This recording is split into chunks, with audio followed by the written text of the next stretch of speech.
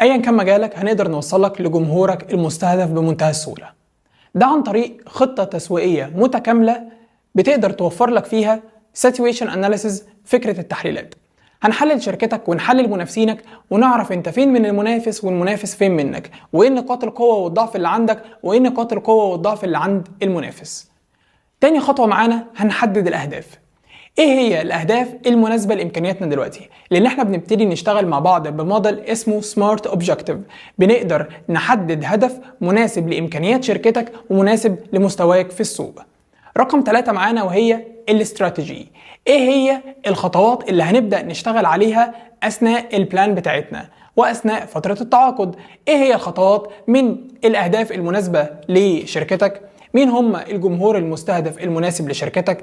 ايه هي انواع الاعلانات والكونتنت استراتيجي اللي هنبتدي نشتغل عليه؟ والكونتنت استراتيجي هتكون فيها الكونتنت والديزاينز او كونتنت والميديا اللي هنبدا ننزل بيها السوق بتاعنا.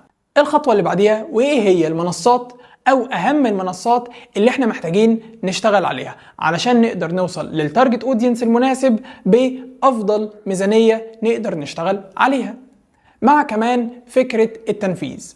طبعا احنا بنعمل اكشن بلان بمواعيد وبسكيدجول معينة هنبدأ نتواجد بيها في السوق بشكل منتظم علشان نعود العميل اللي احنا بقينا موجودين قدامه.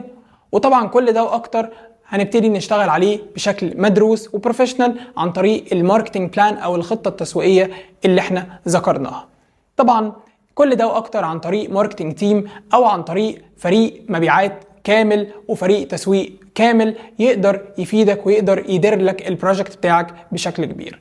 يلا مستني ايه؟ ابعت لنا رسالة علشان نقدر نبعت لك الفول باكجز بتاعتنا وتبدأ تختار الباكج المناسبة لشركتك ونبدأ نشتغل مع بعض على طول ان شاء الله ونحقق الجول اللي احنا عايزين نوصل له.